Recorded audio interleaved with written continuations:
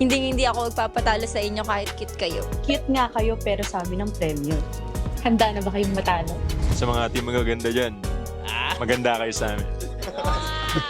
Galingan nila kasi syempre hindi namin papatalo so we're kings eh. At saka wala sa vocabulary namin ang matalo ngayong gabi. Maganda kayo pero gwapo din naman kami siguro. Abangan kami dito lang sa Family Feud!